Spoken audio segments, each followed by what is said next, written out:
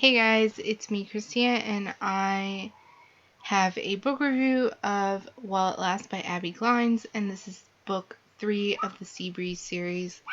I am actually way behind in my reviews of the series because I forgot to do them, and I kind of thought I already did them, but I already did the written reviews, and that's just like easier for me. And this series is like so addicting, like because like it involves like a new character in every book. So this one involves Cage and Eva. So Cage is Lo's best friend, if you remember from the second book, and I really enjoyed this one. I didn't like Cage in the first one because he was like trying to get Marcus and Lo apart, so I didn't really like him. But in this one, I really like fell in love with him. I love like bad boy characters because they're like so interesting.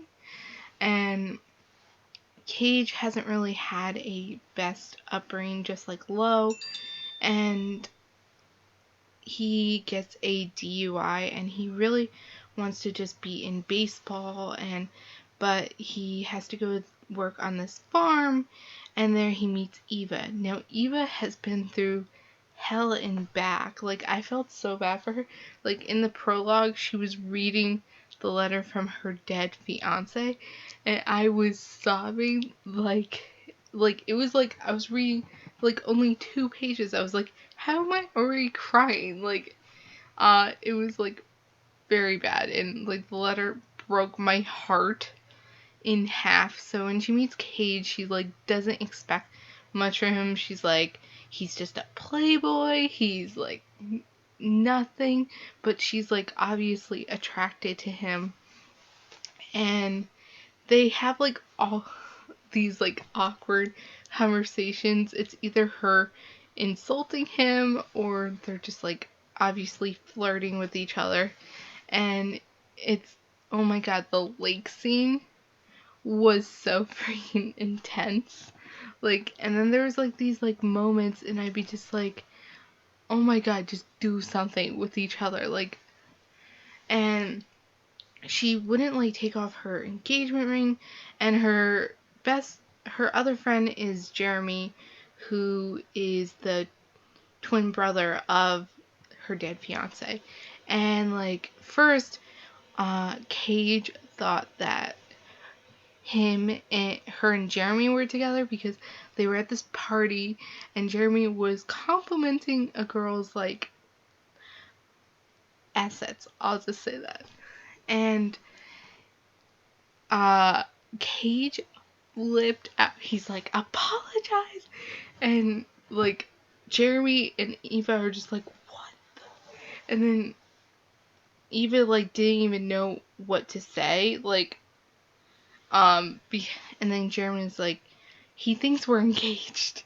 And so she finally does take off the ring, but she was gonna go back and like explain, but then she saw him like skinny dipping with her weird friend who is like obviously attracted to Cage also, and he has no interest in her.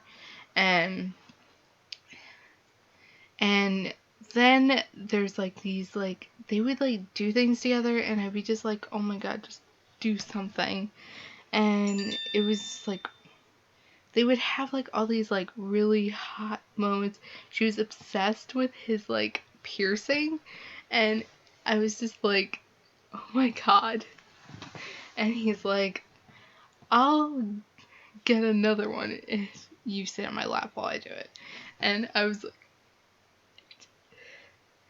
and Lo and Marcus were in this one too, and Marcus and Lo are engaged, which is very good, and I was so happy when I heard that. And um there was like this one scene where they had like all his like baseball friends over, and like Preston was there, and he was like winking. No, he whistled at her, and I was like, only Preston would do something like that.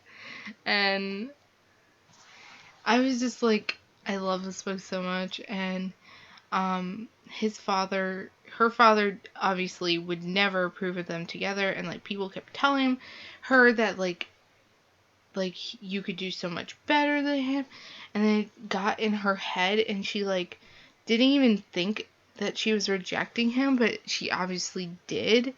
And I felt so bad for him because he's like always been rejected his entire life except from Lo.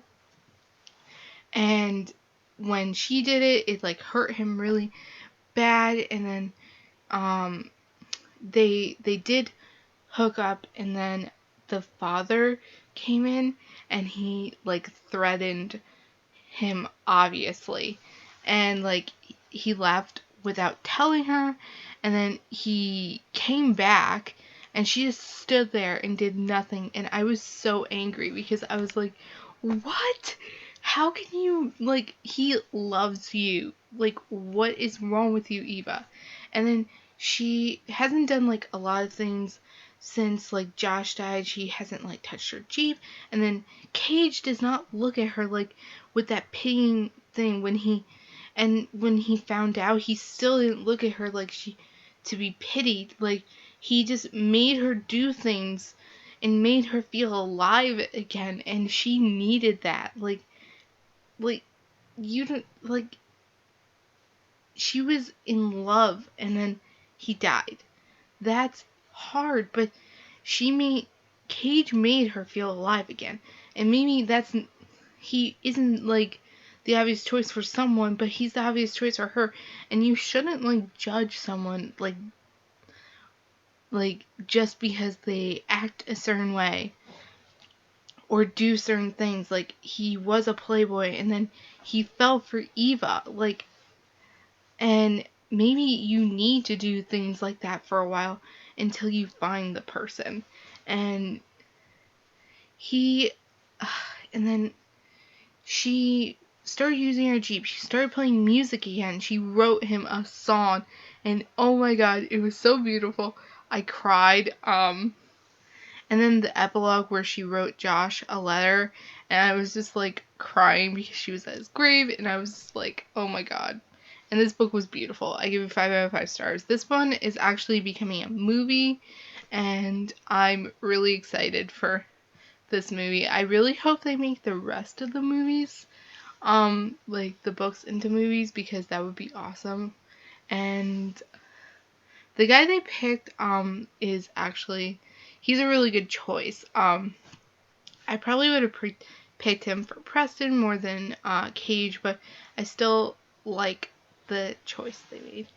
And we still don't have anyone else casted, but it's coming out in like 2016, and I'm excited. So I'm going to be doing the next review, which is about Preston and Amanda, and that one was really good. So I'll see you guys next time. Happy reading. Bye, guys.